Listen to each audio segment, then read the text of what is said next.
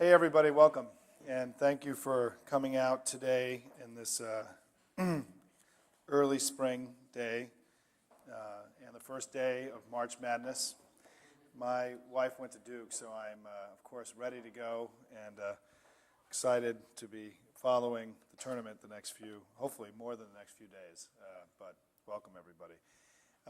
I'm Simon Rosenberg from NDN, and this is an exciting event for us. Morley, Winograd, and Mike Hayes are here today in one of the first stops of a tour to promote their new book. I'm so sorry, not new book, their old book with a new chapter. Here it is, Millennial Makeover.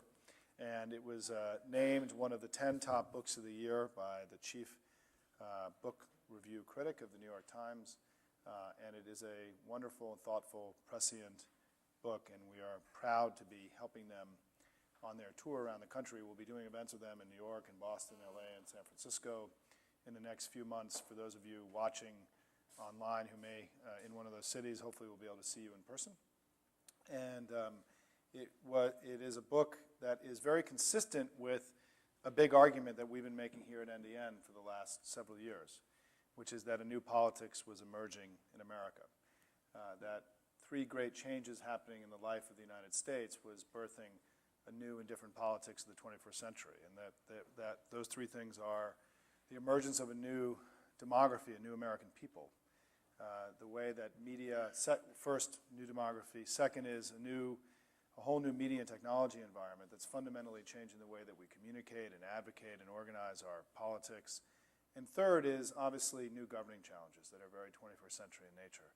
And this simple story that we've been telling for the last few years is, since really back in 2005, prior to the rise of a guy, that skinny kid from Chicago that nobody had ever heard of, who's now President of the United States, clearly I think when we look back at the last few years and begin to look forward, it is clear that one political era has come to an end in America.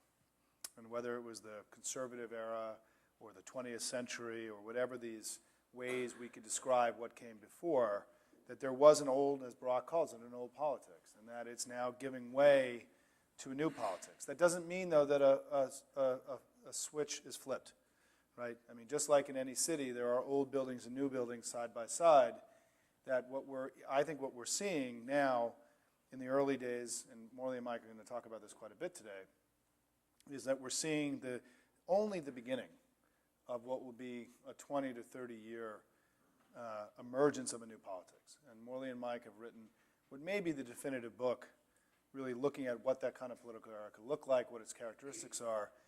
And what they argue, which is also consistent with which is why we work together so well, consistent with something we've been saying, which is that driving a lot of this will be demography. I posit to all of you that America is going through what may be its most profound demographic transformation in all of its history since the arrival of the Europeans here in the 15th and 16th century.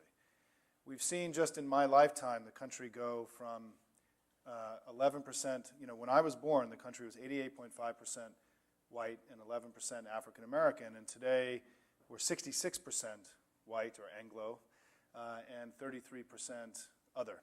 A tripling of the minority population in the country in just 40 years.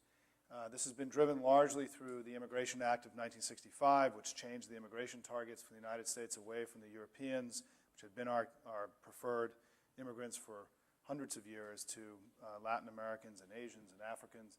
And we're seeing a physical change of who we are as a people that's more dramatic, I believe, than any time, again, since the time of the arrival of the Europeans here. But what's also happening as we enter the 21st century, and so when you look at this 21st century electorate and people in the United States, one big change is going to be this immigrant group, largely Hispanic, but also other, right? That really wasn't here in the 20th century politics. But the other big group, and it's related to the first, is the millennial generation, the largest generation in all of American history. And what's important to recognize about that, and I'll let Morley and Mike do the rest here, is that we cannot view young people as young people. These guys are not sitting at the kids' table, right? This is not, youth politics is pejorative traditionally when you talk about politics. And the truth is that getting on the right side of the largest generation in American history is maybe the largest strategic imperative for both political parties and both ideological movements of all the strategic imperatives that exist today in American politics. So this is no small deal. This is not the kids' table. This is mission critical, mission number one for those who are in the game and trying to play it out. Is how do you imagine, what your politics is going to look like? Because if you can't win the millennials, who are going to dominate 21st century politics the way that the boomers dominated 20th century politics, right? Late 20th century politics. If you can't win millennials, you can't be a majority party in the United States. So this is no small matter we're going to be talking about today. This really is, I think, front and center to all that we will know about American politics over the next 20, 30 years. And what's great is that with us today are two people who saw this before most and know more about this than virtually anybody I've spoken to, and who also are great communicators, I think, about the strategic opportunity and challenge of this new emerging generation. So please join me in welcoming Morley Winograd and Mike Hayes, our two fellows at NDN, and we're going to start with Morley. Thanks, everybody.